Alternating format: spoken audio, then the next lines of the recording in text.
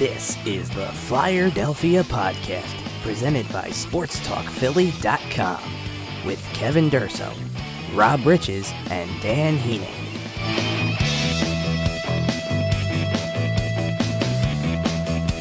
Hello, Flyers fans, and welcome into the Flyerdelphia Podcast, our first episode here on the Flyerdelphia Podcast, as part of our Flyers coverage on SportsTalkPhilly.com. I'm your host, Kevin Durso, joined by Rob Riches and Dan Heaning, and we'll be discussing the event of the offseason, at least for the Philadelphia Flyers. It's going to be the NHL Draft coming up on Friday night and Saturday morning into the afternoon, and we're going to spend the next hour discussing every aspect of that. And, you know, the NHL Draft has really been, in the last few years, a big event for Flyers fans because of the number of draft picks that Ron Hextall is able to accrue over the course of a year, it seems. We're watching these picks. We're still talking about the pick the Flyers got for Zach Rinaldo, which finally gets realized and utilized this draft, and it was acquired 2 seasons ago. It's something that is building up constantly, and it's been a talking point for many seasons now.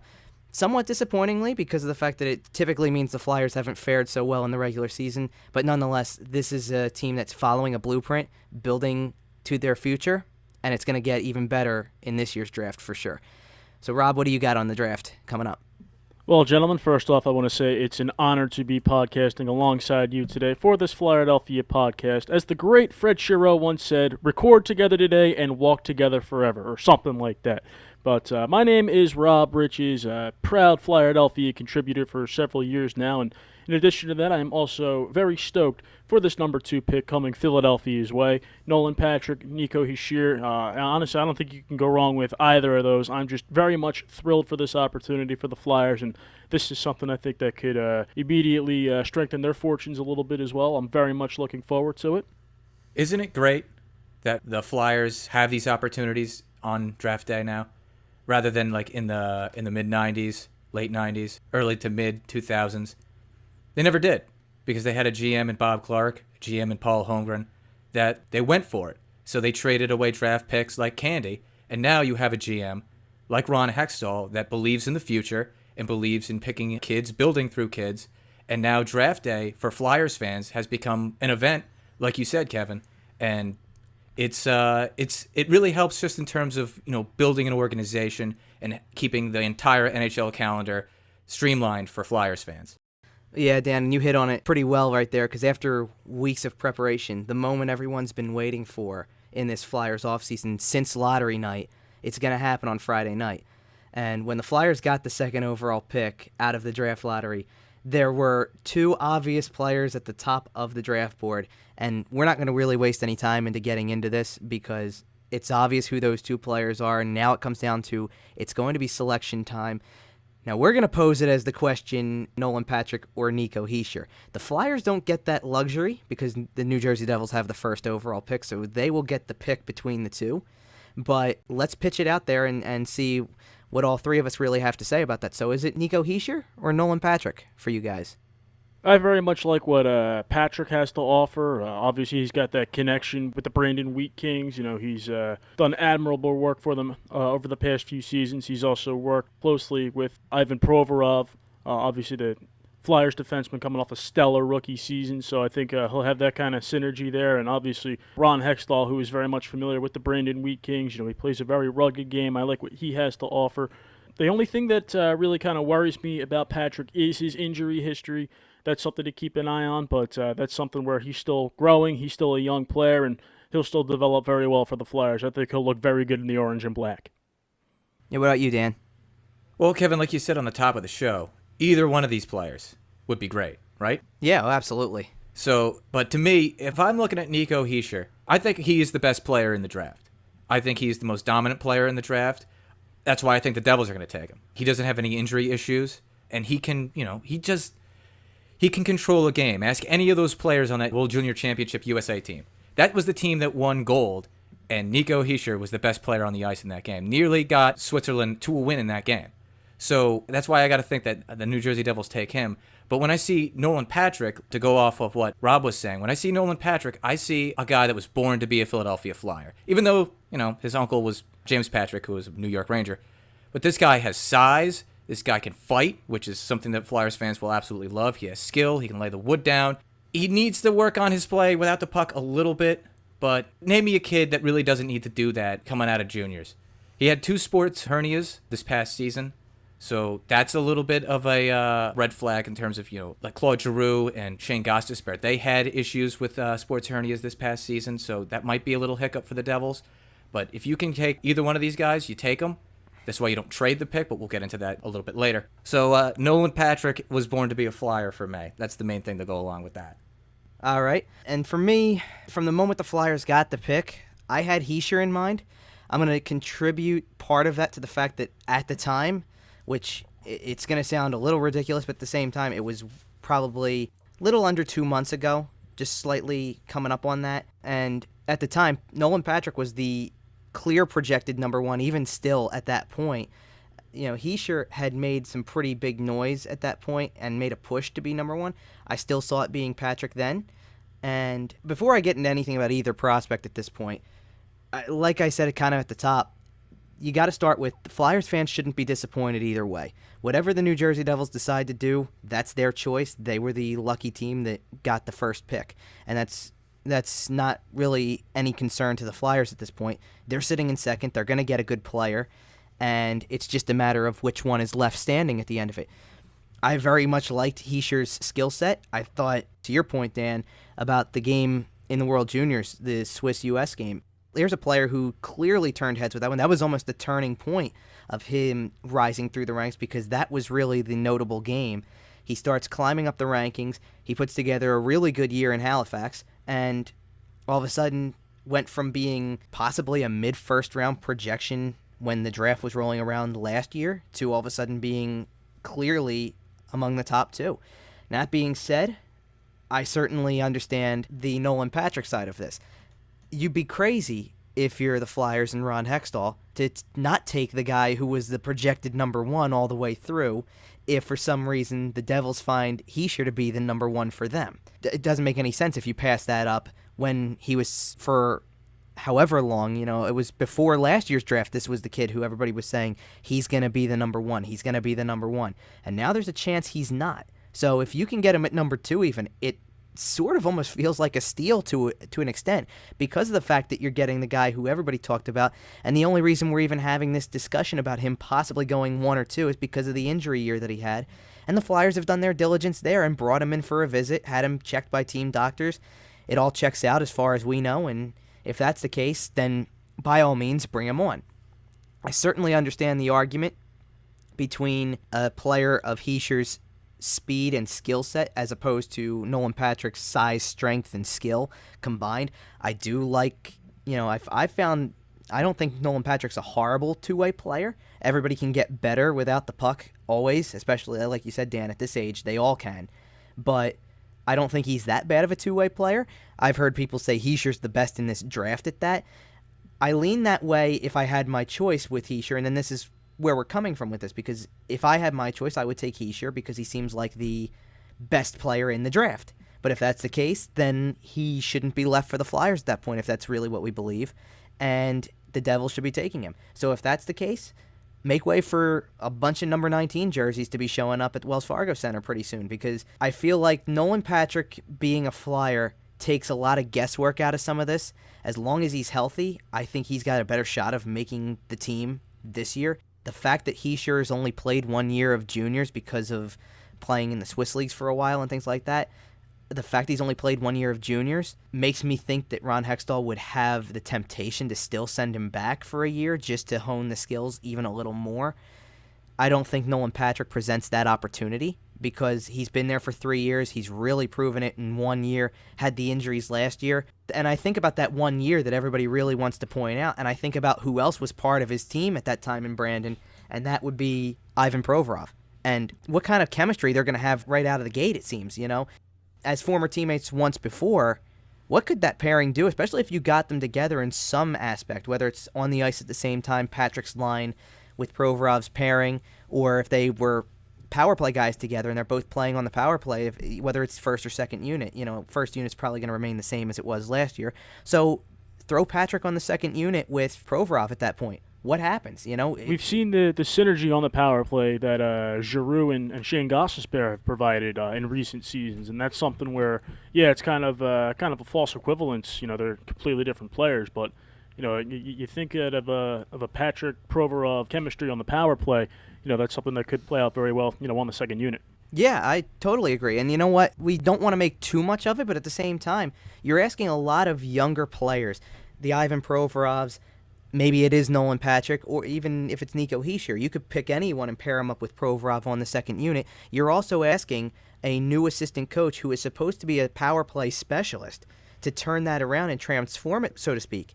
And if he does transform it, imagine the chemistry that could come out of this from either group. It's really presents endless possibilities here for these two young players. And in that respect, I'd be curious to see what either one can do. I lean towards Hischier also because of the fact that, every now and then a team needs to have a little bit of dazzle to their offense. I'm not going to say that the Flyers' offense is completely vanilla, but it has that kind of essence to it every now and then.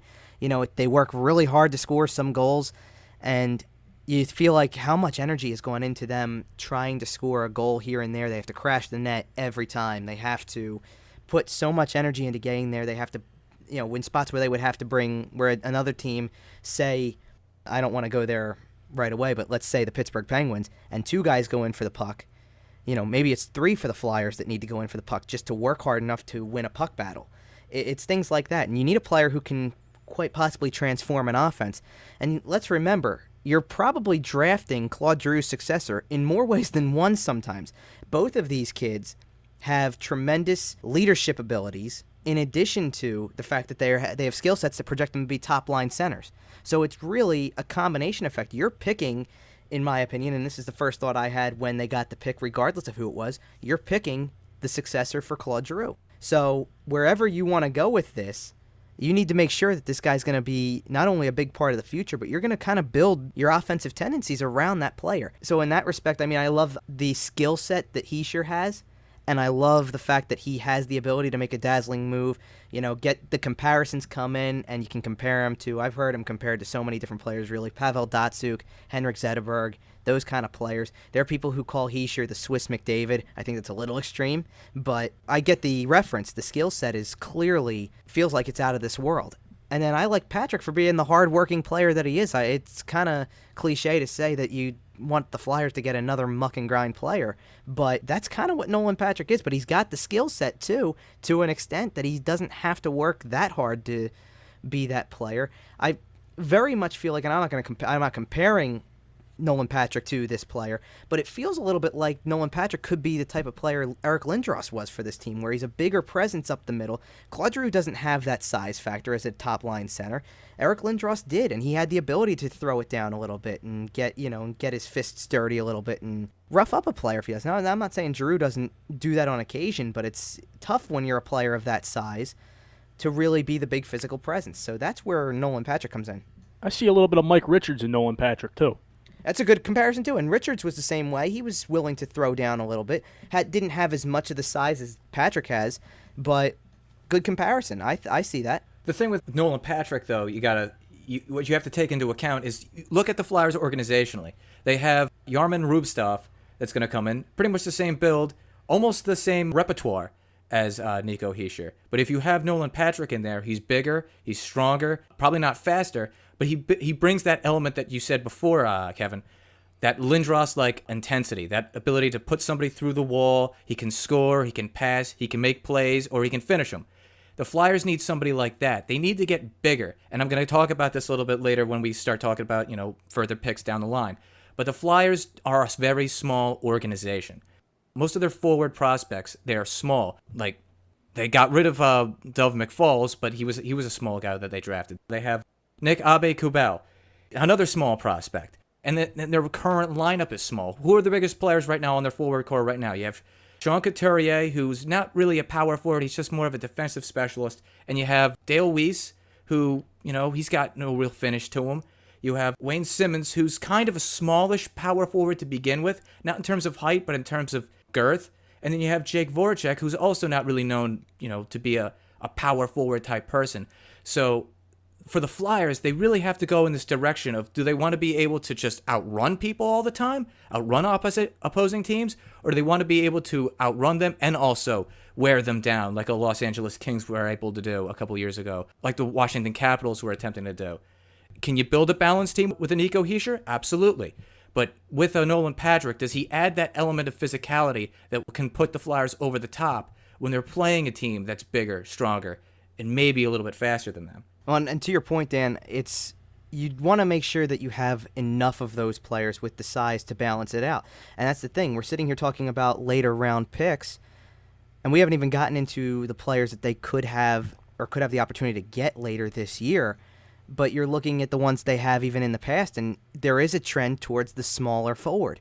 And because of that, it is important for teams to be able to keep up with each other in terms of speed, and the Flyers have had a big deficiency in that department as well over the last few years, but size is such a big factor of it too. You really do need the balance to really outrun any team in the league anymore. It's kind of why we've been looking for moral victories out of the Flyers in years past.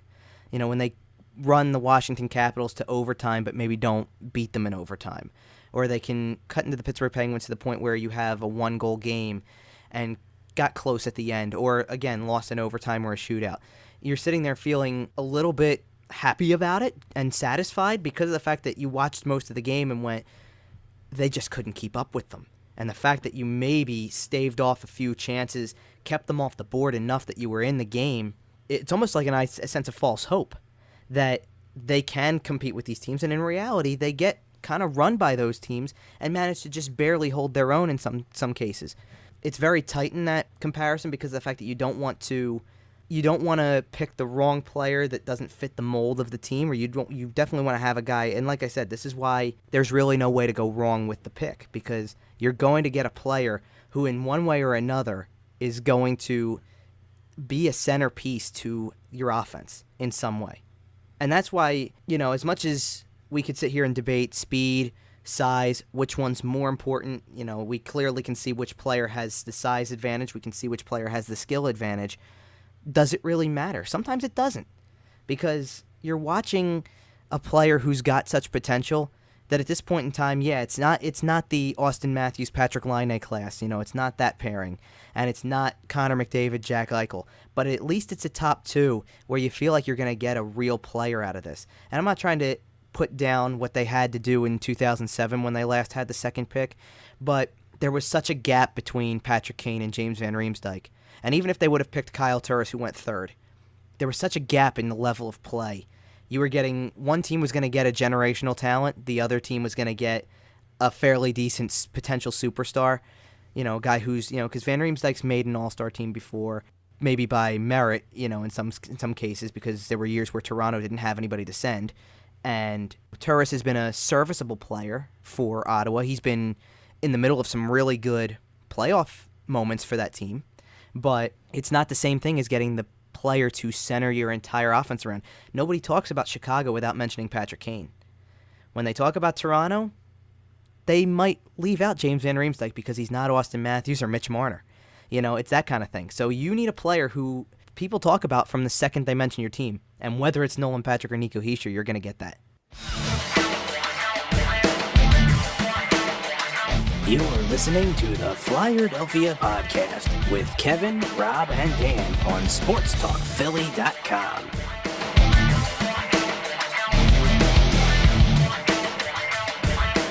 Well, there is one way to ruin the number 2 pick, Kevin. Yeah, and what's that? Trading it. Yeah, let's get into that part because obviously, at this point, the Flyers really struck gold by getting that second overall pick and making the leap up 11 spots in the draft. But do they have any leverage here to take the pick and trade it for something bigger and possibly better? So we're going to examine the possibility, and mainly, I guess, the question here when you look at that is there a draft slot or a current NHL player that is actually worth passing up on Nolan Patrick or Nico Hischier? Well, when you look at that, you have to look at the Flyers' biggest weaknesses right now. And what are those? Goaltending and getting a top-line center. So to me, the best ways to go about trading the number 2 pick, if you were going to do that, is you would have to look at who's available for each of those positions. And the biggest names right now are Marc-Andre Fleury who I don't believe at all is worth the number 2 overall pick, and Matt Duchene, which, if you're going to go that route, you better be a win-now team. And the Flyers, they're waiting on young defensemen to get better. They're waiting on to improve, to develop, not get better, but I guess that is getting better. You're waiting for Travis Sanheim. You're waiting for Sam Moran. You're waiting for Robert Hagg. You're waiting for these guys to develop, and you're not going to be a contender next year by getting Matt Duchene. Yeah, I agree with that. And at the same time, my answer to the question was I don't think there is a current NHL player or a draft slot that's worth passing this up. You're building toward the future. You're trying to put together a blueprint. I like that idea. It's been all about developing prospects. You got to remember, we're 3, 4, 5 years into this now. It can go back as far as when they were drafting the players, in Anthony Stolar's draft year or something like that. You go back that far. You go back to when they drafted Sam Moran, and it was starting to have an emphasis on drafting players then. Yeah, they were still making an occasional playoff appearance then. They kind of had, it's been the on-again, off-again kind of thing. But the blueprint since Ron Hextall showed up and became GM has been about developing prospects. So, to me, why would you go against that whole philosophy when you have the opportunity to get possibly the best prospect you're going to get out of the entire process here and take something and somebody who is supposed to make you a win-now team? It just doesn't make sense. And not only that, but to me, we can sit here and look at a player who may come in and make a team a Stanley Cup contender instantly. Maybe Matt Duchene does that for a team that was really close last year. Maybe Matt Duchene does that for Washington, or does that for, maybe even like a team like Nashville. And I'm not trying to say that that's destination spots for them. It's just trying to throw out there teams that were close that may need a player like that just to put them over the top. But normally we've been seeing that teams that win the Stanley Cup are formed through in-house development. That's just the way it goes. You develop the goalie. You develop the top-line player. We might not like the way that the Pittsburgh Penguins go about things, or the fact that they're back-to-back Stanley Cup champions. Nobody in this city's happy about that. But you're not going to deny the fact that everybody who is a key to that thing is pretty much a drafted player in one way or another, so to speak. They added Phil Kessel through a trade, and they added a lot of players through trades. But when it comes back to... But when the opportunity came about for those teams, they kept their top-flight picks. That and the fact that when you look at the real key contributors, the players that everybody was talking about at the end of the year, or at the end of the playoffs for Conn Smythe, it's Sidney Crosby, it's Evgeny Malkin, it's Jake Gensel. Jake Gensel was a third-round pick by that team. You need to hit on your draft picks in order to really get some success out of it. Brian Rust is another good example. Connor Sheary was an undrafted free agent. So you got to find a couple diamonds in the rough, so to speak, just to put together a Stanley Cup contender. So that's why the process that they're following here, the blueprint for developing these prospects, is the way to go. And not only that, but if you stay the course here, you're not picking some average player here. This isn't like picking at 13th and going, we may get something out of it. That's what they had to do last year, and why they traded down from the pick that they had to draft Rubtsov. You're trying to you're going to stay the course here, but you're going, well, we'll see how it goes, but we're going to develop him and see if he turns into anything. In this case, you're possibly picking the closest thing that anybody's going to guarantee you right now to a future All-Star, at the very least. Like I said, these are two players that are going to be recognizable whenever anybody mentions your team. So why would you pass up the opportunity and pass up the chance to have a potential game changer for a player who, we're sitting here going, maybe for Duchene it's a change of scenery. Maybe for Fleury he can flourish in Philadelphia. No pun intended. But, I don't see any benefit to that. Definitely don't see the benefit to Fleury coming in and taking over. I know there's been a bit of an infatuation with Duchene. I don't love it. Not at this point anyway. I mean, if you were going to really try to package something into something at the deadline, all right, maybe. But again, it didn't fit what they were trying to do. So I don't see any purpose of doing this. There were 3 teams, I believe, that were looking to actually interview Patrick during the Combine a few weeks ago. One was Philadelphia, a second was New Jersey, and a third was Montreal, which fueled speculation that they might try to make a play for one of the top 2 picks. And, obviously that's Mark Bergevin's due diligence is to try to do what he can to trade for that number 2 pick. Hextall's going to listen to offers because that's what he's supposed to do. But it's not like if there's anybody, on the Canadians who are worth trading for the number 2 pick, Carey Price. But even what's that? That's only going to get so far because with all these goalies in the pipeline, Anthony Stolarz, Felix Sandstrom, Carter Hart, Carey Price, yeah, he can, best goalie in the world. He'll get the job done, but, at the same time, you still have these goalies that are being developed. And to couple with that, look what's happened to Montreal even with him there. They're building to win now, and they still can't get out of the first round. They have a team. They gave up PK Subban to get Shea Weber. They went all in, and they're going to have to continue to go all in, and they still couldn't even get it done. They just traded 2 more defensemen. They traded a prospect for Jonathan Drouin, and they traded Nathan Beaulieu. And that prospect they traded for Drouin, Sergachev, that's like the Flyers trading Provorov for Drouin. Right. So they have nothing coming down the line right now. Meanwhile, they're gonna re-sign 106-year-old Andrei Markov. How's that gonna work out? Exactly.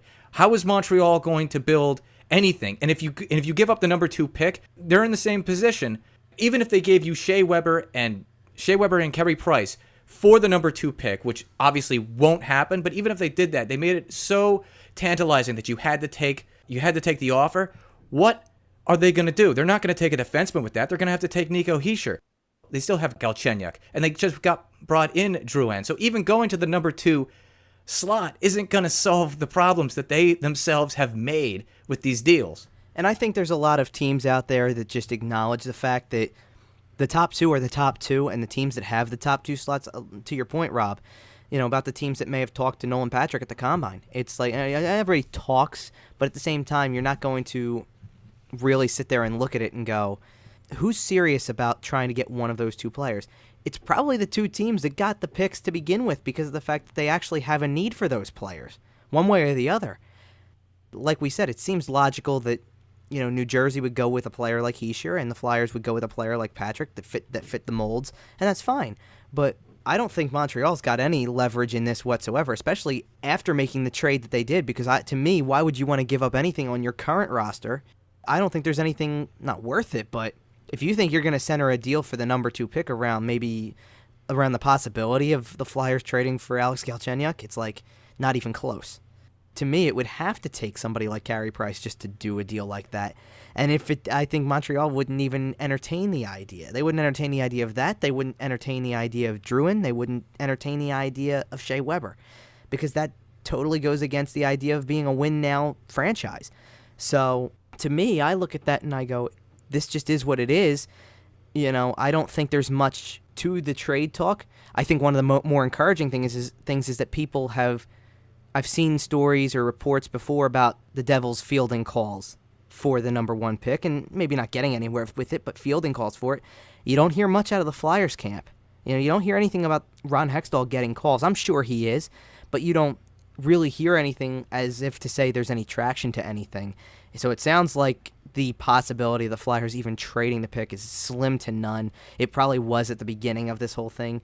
Of course, Ron Hextall is going to listen to calls, but I think it was slim to none from the start.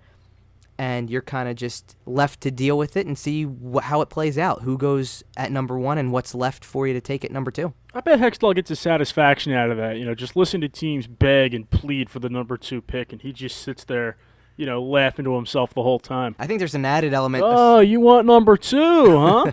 I think there's an added element of satisfaction to the fact that you look at where the Flyers have picked, with the exception of the year of 2015 when they drafted Provorov, and having a top 10 pick, a lot of their first-round picks have been right in the middle. You're looking at that and you're going, all of a sudden, and that was the way it was projected again, too. You can't forget that they were originally lined up to have the 13th overall pick.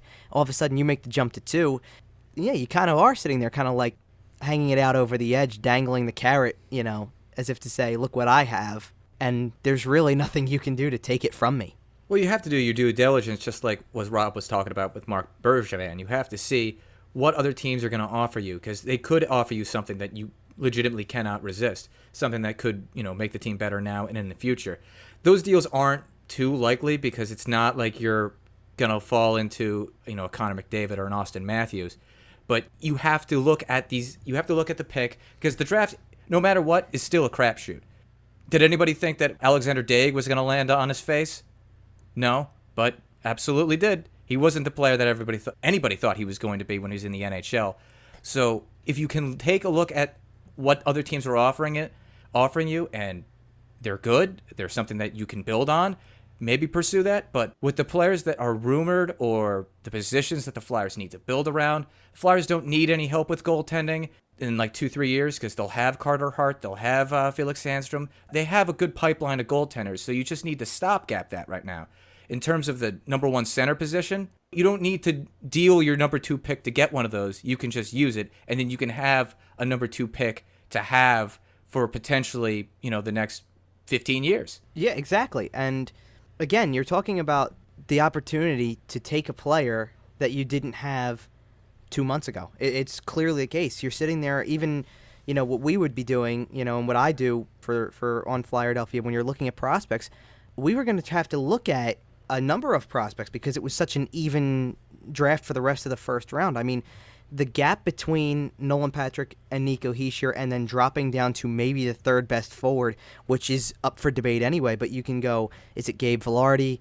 Is it somebody else? There's a couple other names that you could throw in there, Casey Middlestat, Cody Glass, things like that. But the gap between 1 and 2 and then the next highest forward is pretty sizable, actually, when you think about it, because you're not talking about those players. I agree with what Ron Hextall said the past weekend, where you go, there may not be that many players from this draft this year in this first round that can play in the NHL in the upcoming season. I agree with that. I think you're going to see a lot of these players go back to juniors, or if they're of age, find their way to the AHL, or if they're able to bypass it, But I don't think there's going to be a lot of players at the NHL level right away. Maybe a defenseman here and there, because some teams have such a great need defensively that they can find room for a top defenseman out of the draft. Other teams, obviously I think whoever New Jersey picks first will find their way onto an NHL roster. I wasn't so, like I said in the last segment, I'm not thoroughly convinced that if the Flyers end up with Nico Hischier, that he does make the team. I would certainly like to believe that based on what he would be competing against. I think he's more ready and better than some of the other players that they could fill in. But you're going to tell me that if the Devils picked Hischier or Nolan Patrick, it's going to matter? No, they're going to put that guy on the roster. I think that's relatively evident at this point. When it comes to the trade talk, the Flyers won the lottery, essentially. They went from 13 to 2. The hockey gods smiled on them. Don't spit in their face after they just smiled on you. Take the pick. Essentially, the hockey gods want the Flyers to be good again. Why argue with that? Exactly. I completely agree. You're listening to the Flyerdelphia Podcast with Kevin, Rob, and Dan on SportsTalkPhilly.com.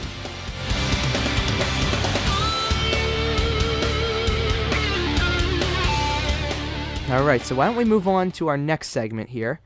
All the talk is about the second overall pick, and that's rightfully so. I think we can all agree with that we're talking about a big part of the future of the Flyers here. But the Flyers are also very wealthy with day 2 picks. So we're going to kind of review some of the names here, kind of review potential strategies that Ron Hextall could use on day 2, and in adding to the prospect pool that the Flyers have been building for several off seasons now. So after they pick a big player in their future in round 1, what should the Flyers strategy be on day 2? Well, for me, I absolutely think the Flyers need to get bigger as an organization. They need to add skill and they need to add speed, absolutely. But they need to add size as well. And so a couple of players that I have my eyes on, and doesn't necessarily have to be the second round, third round, or fourth round. Just, some of these players like Lucas Elvenes, he has good hands. He's a good power play player. And you never know with Braden Shen. Everybody keeps talking about wanting to trade him. So you might want to have somebody down the pipeline that could potentially be that power play expert. Somebody who's got nice hands, nice soft hands. He can be a nice 200-foot player, as long as, every player has to work on that, though. He can play north to south, go east to west. So I like him in terms of, being a second-round type player.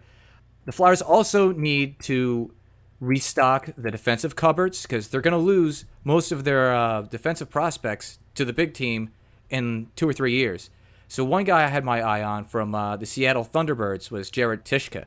He's big. He's about 6'2", 6'3". He's calm, which is great for a player that young, and he's positionally sound. He's not going to wow you with any kind of flash, but he could be that type of, well, obviously not like Ivan Provorov in juniors, but he can possibly be an Ivan Provorov type player in the big leagues if he's if he's got that mantra going into the NHL. But keeping with the big aspect, I also have a couple of players I'm looking at, like D'Artagnan Joly. He's a riser in the rankings, but he's not really projected to be anywhere, beyond the third round, fourth round.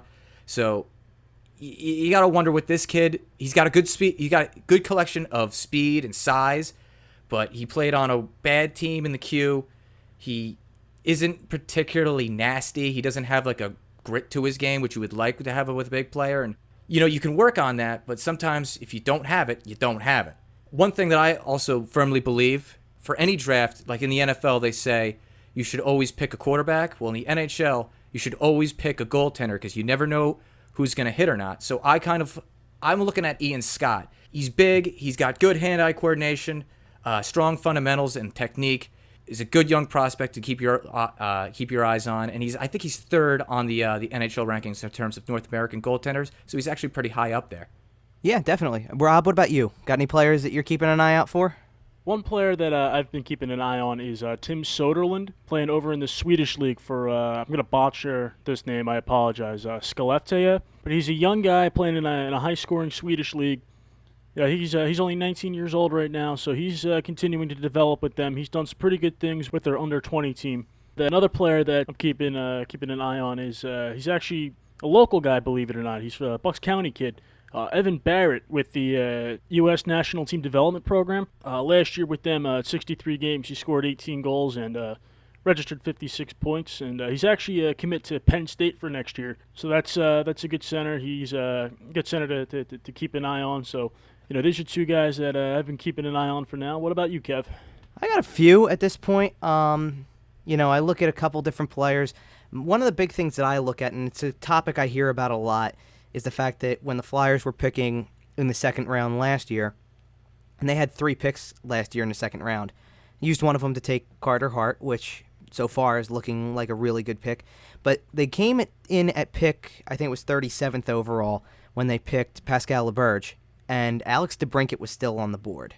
And there's a lot of people who are looking at DeBrincat's numbers this past year with Erie and thinking about what could have been, and the fact that would have been a prolific scorer for the Flyers to get at the time. So I kind of looked at some players from this year's draft that are names to keep an eye on as day 2 hits and see if they're still sticking around when the Flyers pick. One thing that I think is good to set the table on here is the number of picks the Flyers have on day 2. Right now it stands at 10. They're picking 44th overall in the second round. They have 2 third-round picks, one being the pick that came in the Zach Ronaldo trade from Boston. 3 fourth-round picks, which ironically are all in a row, 106, 107, and 108. And then their 5th-round pick, 6th-round pick, and 2 in the 7th. So you look at the number of picks they have, there's obviously going to be opportunities in several different places here. You can pick up some really good additional players. You could parlay one of those mid-round picks into a trade to possibly move up. I certainly keep an eye on that second-round pick and say, if I traded 44 and 107, let's say, to a team that's picking 37th, 38th, and can get the 5th pick or 6th pick on day 2, yeah, there's a good chance to get a really good player if you can pull off that move. So a couple names that I've got down. One of them is a left winger, Grant Mismash.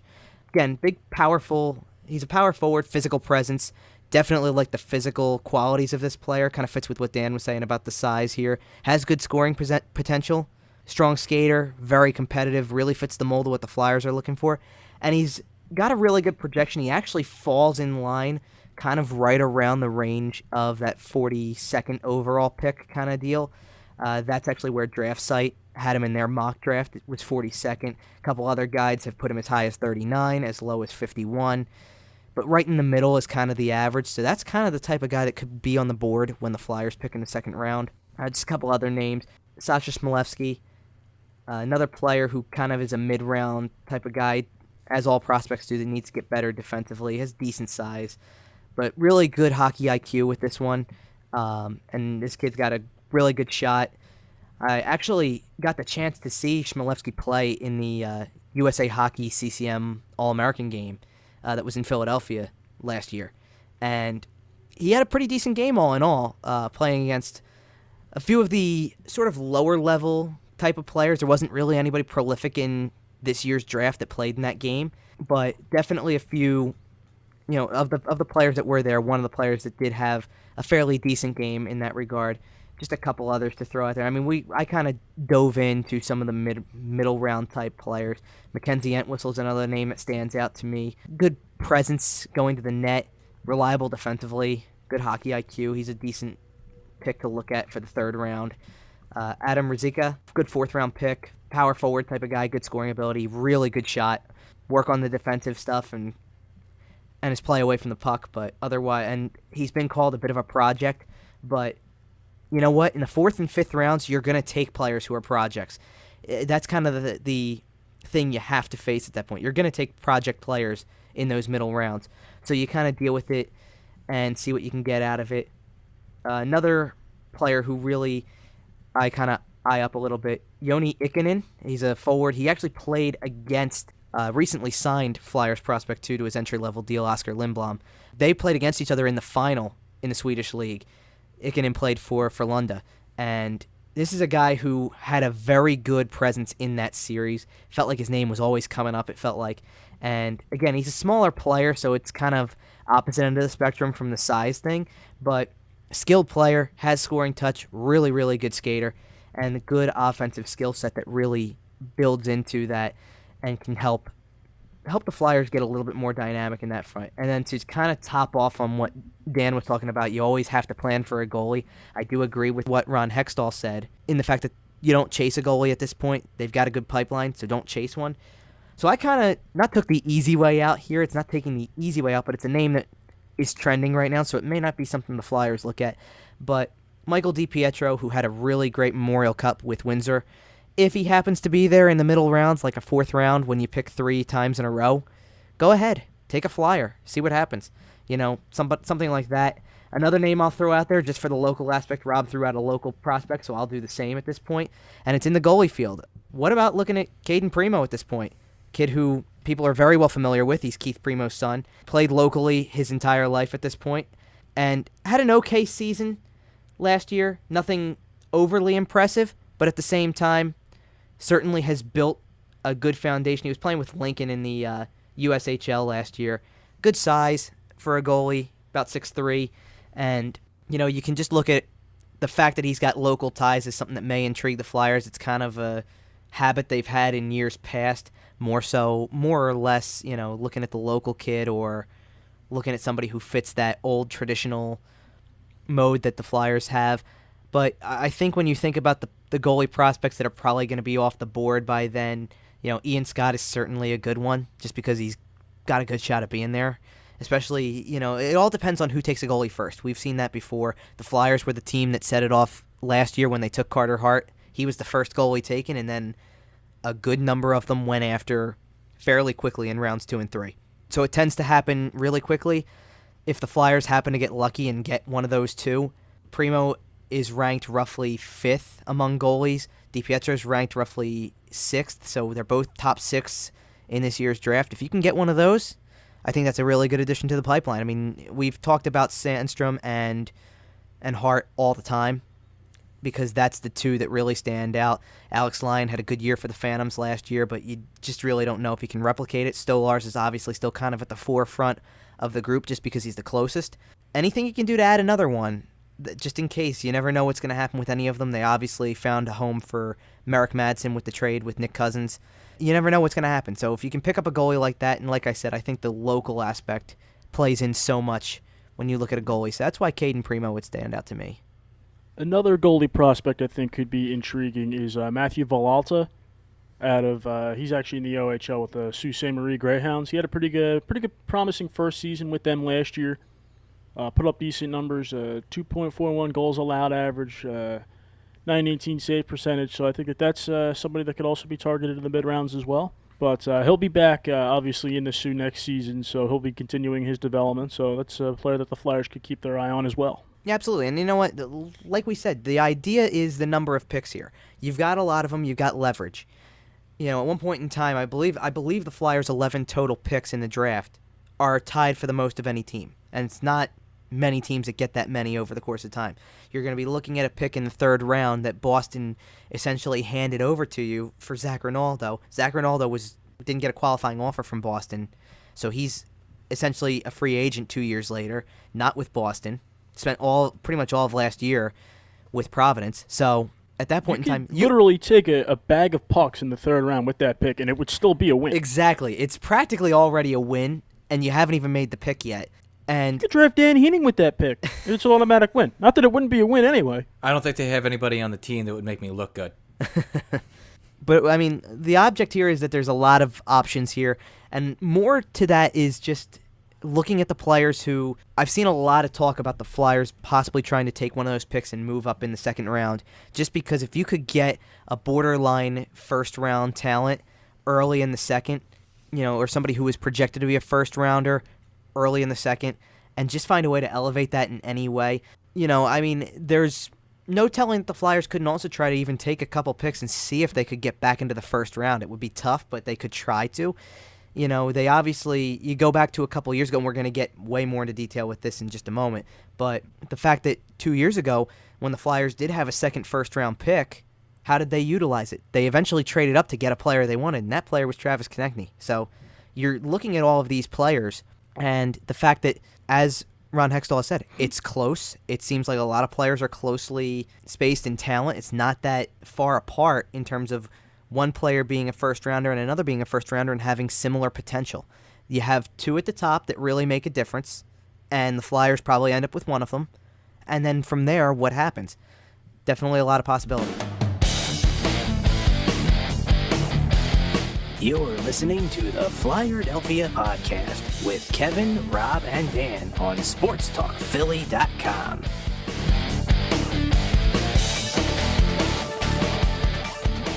So let's move on to our last segment of the show, and that's going to be looking back on the drafts of years past, fairly recently for right now anyway, and because of the fact that the way Ron Hextall has managed in-house contracts, the way his ability has been, or using its ability to get additional draft picks over the years, out of players who hit the market as potential rentals. You look at the deals that he made for Kimmo Timonen or for Braden Coburn, guys like that who netted really solid picks in return that were utilized pretty well to this point also.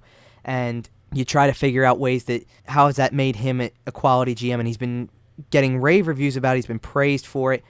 But how has he drafted in his 3 seasons as GM to this point? Obviously, he's going to add to that this weekend with potentially 11 new prospects. Could be less, could even potentially be more. You never know how these things work. But we're going to take a look at those 3 drafts and see where things are for Hextall and the Flyers so far. I guess we'll start with the most recent draft to start with, because there's not too much we can go into after 1 year on a lot of prospects. But let's just run down the list really quick of the players who were drafted. So you have Yermin Rubtsov, Pascal Laberge, Carter Hart, Wade Allison, Carson Twarynski, Connor Bunnaman, Linus Hogberg, Tanner Lashinsky, Anthony Selenitri, David Bernhardt. Those were the players drafted by the Flyers in 2016. Kind of just to give a quick rundown of some of where these players are. Rubtsov started off the year playing in Russia, eventually made the jump to Quebec Major Junior Hockey League, which kind of is a plus right off the bat, because getting him to North America is a big deal, and getting him there sooner really helps. You have Carter Hart, who at this point has looked like the real deal in goal to this point. Quite possibly the best goalie prospect the team has at the moment, the one they're certainly looking to build around. There's other players in there, obviously. Bunnaman signed his entry-level deal toward the end of this season, had a really good year with Kitchener. Selenitri had a really good year with Sarnia, a decent sleeper pick there. Lashinsky played pretty well for Ohio State, was on the U.S. World Junior team as well. So things like that, it's kind of a mishmash of different things right now in terms of where everything is. It's too early to tell for some of these players like Hogberg and Bernhardt. They're playing in the Swedish league. They're seeing relatively limited time. It's tough to put a grade on it just yet. But if we had to grade it, where would you guys grade last year's draft? Well, last year's draft to me is still to be determined. I mean, like you said, like a lot of these kids are still going through some times in their own respective leagues where they're not seeing a lot of ice time. They're not seeing a lot of ability to get on the ice and produce. In my mind, this is still a potentially A+ class, just because if you look at all of these players, with the exception of Laberge, They all made tremendous stride last year. Like Allison and Lazinski had really good freshman years in Western Michigan and Ohio State. If you let those guys continue to develop in college a little bit more, maybe they'll be a little bit, they can get even better. Sillinentry and Bunnanen, they had really good years in the OHL. The only really question mark right now for out of all these players is LaBerge, who took a step back with the Victoriaville Tigers last season. So if he can get his act in gear, this could legitimately be a very good draft for Ron Hextall. But you got to give it, a little bit more than just one season. Yeah, I think the jury's still out on 2016. Obviously, I'm still pretty high on Carter Hart. I'm still pretty high on Connor Bunnaman, and the strides that Rupslov made last year, I think, all speak for themselves. So 2016, it started out as a very good draft class, and I still keeping my expectations pretty high for it. So I think that they made out pretty well last year, but obviously the jury's still out, and we're going to have to keep a further eye on that. Yeah, I mean, if you had to put a grade on it, the grade I came up with for right now, and it's obviously way too early to grade it, but you call it a B class right now just because you don't know what you have yet still with a lot of these guys. Rupslov certainly looks like a future NHLer. He had a really great transition at the start to the Q, and so far so good. Unfortunate that he had an injury kind of get in the way, shorten his season there, but you'll bring him into camp and you'll send him back to juniors after this year and you'll see where it goes. But other than that, it's kind of not wait and see, but you definitely see what Hart brings to the table. Hart has quite a bit of potential, and that really brings the grade up.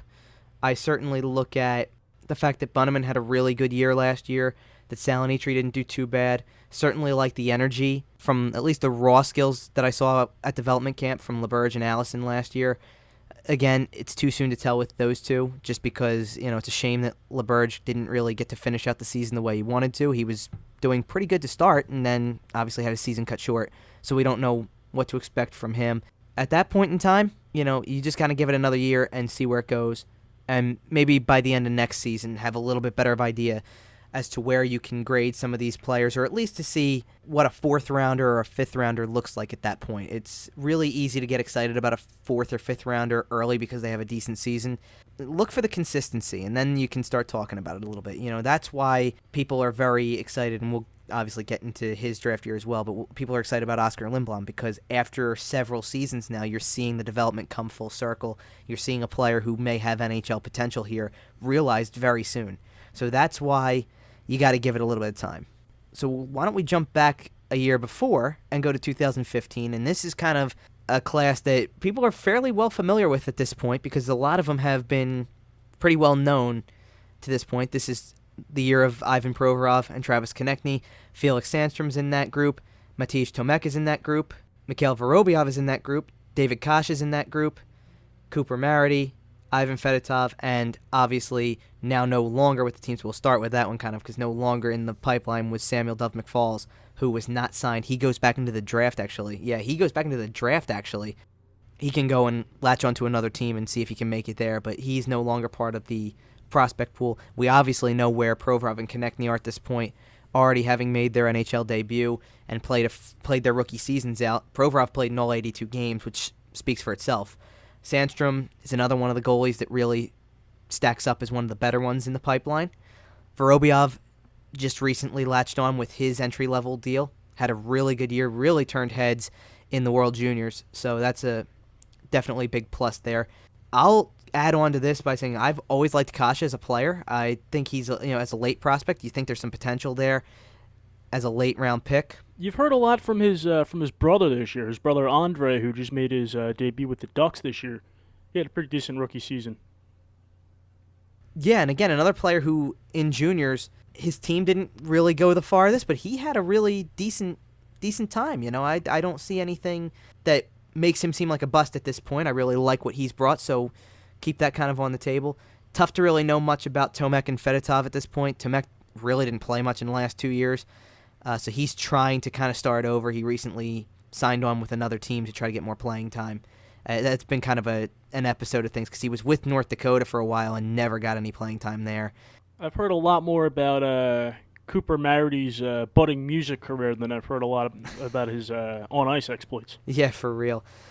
And he did okay at Michigan, but really, Michigan had a really rough year last year. So that's worth noting at that point. We said what we had to about Duff McFalls at this point. Didn't work out. Had a good year, but at some point in time, the Flyers do with these picks who haven't been signed to entry-level deals, you have to make a choice of who's going to stick. So tough to figure that out at this point, or not figure that out, but tough to find a place for him that really made him be a potential standout later on, things like that. So again, same concept here. If you're grading this draft, how do you grade it? For me, if Felix Sandstrom and Mikhail Vorobyev are on the team, are on the Flyers within the next 2 years, then this is definitely an A- draft. I have to knock it down a couple pegs just because of what happened with Samuel Duff McFalls. It didn't really take him all that long to get bounced out of the organization. You don't know what's going to happen with Marody. You don't know what's going to happen with Tomek. But if you can land 4 NHL players out of one draft, and if Sandstrom is a legitimate goaltender in the NHL and Vorobyev is a third-line center in the NHL, then that's definitely an A- draft to me. Yeah, I'm keeping my my expectations tapered a bit. Obviously, we love what we've seen out of Provorov and Konechny, but as long as everybody else can get going here, I'm going to keep this at a B+ for now. I'd love to give this an A grade just based off of Provorov alone, but for now, obviously, like Dan mentioned with Duff McFalls, the clock running out on him, and based off of what I've seen with everybody else, I mean, I'm still sold on Kasha, and I'm still sold on Sandstrom. So I think I'm keeping this at B+ for now, but I'm willing to bump that up once we see what these prospects can turn out. I have it tentatively marked off as an A grade for now, and the reason I have it tentatively marked off as that for now is because, the way that Provorov and Konechny developed is tremendous, and that's a big reason for it. Sandstrom being where he is and having the high potential that he does, that puts the grade there. The way Vorobyev played last year has it there. And basically, if they follow the same path that they have been, if Provorov and Konechny look as good or hopefully better than they did in their rookie seasons at the NHL level, then you've got a win there. If Sandstrom keeps progressing in the Swedish league the way that he has the last few years, the grade holds there. If Vorobyev comes over to North America, starts to see his game hit a whole new level because of that, that wins it out too, and that gives it a good grade. I really don't factor in many of the other players in that because to me, you really want to hit on at least 2 out of a draft year like that. If you can hit on 4, you've done your job, I think. You're going to have players who don't work out. You look at, it is a little discouraging how quickly the page was turned on Duff McFalls, but okay, and the thing is too, for this draft, I look at the fact that they took 3 goalies to really boost the pipeline. If you hit on one of those goalies, and it turns into a potential tandem where we talked about Hart from last year. If Sandstrom's the other half of that equation, then you've done your job in 2 years. And that's the way it should be, so to speak. You want to try to hit with, if you're going to take 3 goalies, you better hit on one of them. And they look like they have a really good prospect there. So the fact that they may have hit on three skaters, 2 forwards, 1 defenseman, and a goalie, that's pretty good to me. So I'll hold it tentatively at an A. Obviously, if something happens where Sandstrom doesn't work out or Vorobyev doesn't work out, it could come down a little bit. But obviously, the level of play that Provorov and Konechny showed in their rookie seasons elevates that a little higher just because of how quickly it came together. So we go to the first year that Ron Hextall was making the decisions and calling the shots as GM. And the Flyers, actually, that was one of the last years where the Flyers really didn't have a whole plethora of picks to go off of here. So there were only 6 prospects from that draft. So we have Travis Sanheim, Nicholas Aube-Kubel, Friedman, Lindblom, Fazleyev, and Pettersson. Now, a couple of them here to note of. Obviously, Lindblom is going to probably make a play for the NHL this season. Sanheim is closing in on it. He's clearly shown the development that's needed. Aube-Kubel and Fazleyev are already in the AHL. That's a good sign. Friedman got there last year, had a good college year, and then signed on with his entry-level deal and got a taste of the AHL toward the end. So he's borderline there also. And then Pettersson, ultimately by the end of it, didn't work out, and from what I understand is going back to play play hockey in Europe again. I think he's in Sweden with Djurgården. Right. And that was after he was kind of in between, would be up with the Phantoms every now and then, down to the Reading Royals, and it was just a constant process. He spent way more time with Reading than he did with Lehigh Valley this year. So I think that was on him. I think he decided he'd rather go to a European club and actually get action at their big level, and rather than weigh out his prospects of making it to the NHL here. Yeah, the decision was his. I'm pointing out more or less that, pointing out that he bounced around between the ECHL and the AHL and really was never going to get much of a taste of the NHL at this point. I was a pretty big fan of Pettersson's, too. I was kind of, not necessarily sad, but it was kind of a shame to see him moving on so quickly. But, obviously he's got to do what's best for him, and his NHL shot could come soon enough. But obviously there's 5 other prospects out of this group to talk about. And the other thing about it is that they're all now within the organization very closely at this point, because now that Lindblom and Friedman are on entry-level contracts, everybody's either with the Phantoms or has a shot to make the NHL roster, something of that sort. So how does that affect the grading? I give this one an A, obviously with Sanheim, but I'm very much impressed with Aubé-Kubel. I've liked what I've seen from him, and I've very much enjoyed what I've seen out of Fizlayev as well. And with Lindblom potentially making the jump next year, I mean, he's considered he can make the club right out of camp next year, so that'd be a thrill. So really like what I've seen out of this 2014 draft, and this was Hextall's first chance to kind of put his stamp on things. I think he really got off on the right foot. I see this one as a B. I think this draft class will be gauged heavily on Travis Sanheim and Oscar Lindblom. For me, Aubé-Kubel, he had 18 points in 72 games. I know that's, he's young. He's still getting adapted to professional hockey, but that's not point production that's gonna blow you away. So these guys could become serviceable hockey players. They also could be career AHLers. I'm not convinced that Aubé-Kubel or Fazalev are going to be Flyers anytime soon. And I know you can't really hold that against them because there's so few spots, and it just happens with draft picks where they don't pan out. But if you can get Travis Sanheim and Oscar Lindblom on the team within the next year or two, and they make an impact, then this is definitely a B class for me. Yeah, I'm going to kind of follow in Rob's footsteps here. I have it as an A class as well, mainly for the potential that Sanheim and Lindblom have at this point. The fact that we're talking about Lindblom being a 5th-round steal, it would appear, if he could make the NHL, especially at 20.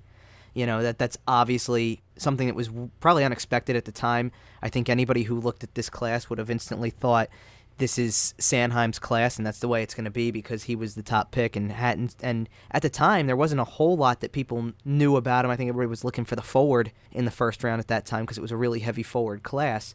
And Sanheim has come in, really taken the lead pretty well, and I've constantly liked the way he's developed over the course of the year, especially with the Phantoms. Just he's constantly looked better, very confident with the puck, and again, you got these guys who are very good with mobility, can move the puck well. He hasn't been a bad defender either, so he's really grown a lot and got a little bit of, I thought at development camp too, from one year to the next even, he's gotten a little bit more snarl to his game, so to speak, at least with the defensive coverages and trying to keep people away from the puck. He's a little bit more willing to do that, and I think that's something that had to come with age, so I do like his potential.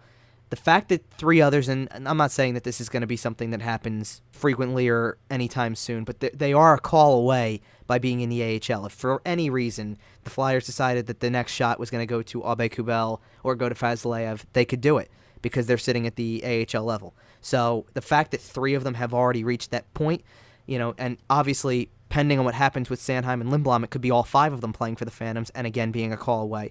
So the fact that you have the option there to go to them at really any time you want to, that's really good progress. Like we said with Pettersson, he got kind of stuck in the ECHL, so to speak, and it's like, well, now you got to get past that step to be a formidable player out of the AHL that the NHL level would want to look at and the big club would want. So the fact that Sanheim's closing in on it, Lindblom maybe even closer at this point, and as a 5th rounder, that's just so impressive. And then you got the other 3 who are sitting there potentially ready at any moment. And it's not to say that they're really close, but you could call them up at any time. So the fact that they've developed that far and fit into roles pretty well with the Phantoms to make them a successful team last year, I'm all for the fact that they've done really their job with that class, especially in Hextall's first year. I just feel that in terms of the overall draft, I'm not, and maybe I have a little bit of a revisionist history to it. In comparison to, the 2016 draft and the 2015 draft, I don't think this one is as good. I know they got a 5th-round steal out of Lindblom, but you have other picks that if you pick a 2nd-round guy and he's maybe going to be an NHLer or possibly a career AHLer, you don't know at this point. I don't know if I can give that too high of a grade as compared to the other drafts where it just seems to be like they hit on almost every pick. Totally fair. Absolutely. And I can't help but think that it's going to be Aubé-Kubel too. He has really struggled to get up to the higher end of the AHL group. The Phantoms have utilized other players that have been brought in. Last year, you can point out that with Scott Lawton being down for most of the year, Greg Carey, Andy Mealy, guys like that. It's players who are taking away the opportunity from the draft pick, so to speak. And it's not necessarily a bad thing because they want that team to compete, but you have to factor in that that's a second-round pick that hasn't really shown much advancement past the AHL level, and he's been there for a couple of years now. So you're kind of left wondering, so what happens now? Where does he go from here if he's not that close to being a call-up, but Lindblom is? So that's kind of where it is. I think another thing to keep in mind is the draft classes themselves. 2015 was considered a really strong draft. Last year's draft was considered pretty good. And outside of the first round of 2014, it wasn't exactly considered the strongest draft. I mean, outside of that first round when you had guys like Ekblad, Leon Draisaitl, Sam Bennett, Dylan Larkin, David Pastrnak, guys like that. Outside of that first round, it wasn't exactly the strongest draft class you'll ever see. So that's something else that Hextall had to kind of deal with. All right, that's going to do it for this episode of the Flyerdelphia Podcast. We want to thank everybody for listening. Be sure to subscribe to the podcast on iTunes. On our next episode, we'll be reviewing the draft and also looking ahead to free agency. Kind of do a little bit of house cleaning as well on some of the other offseason events. Obviously, we wanted to focus on just the draft coming in with draft weekend, so nothing on the expansion draft yet. We'll go back and kind of revisit that. We'll look ahead to free agency, start to look ahead to who's being selected or who's been selected by the Flyers, so that this way we can move ahead and get ready for development camp when that rolls around as well. So once again, thank you for listening. For Rob Riches and Dan Heaning, I'm Kevin Durso, and this has been the Flyerdelphia Podcast on SportsTalkPhilly.com. This has been another edition of the Flyerdelphia Podcast with Kevin Durso, Rob Riches, and Dan Heaning, presented by SportsTalkPhilly.com.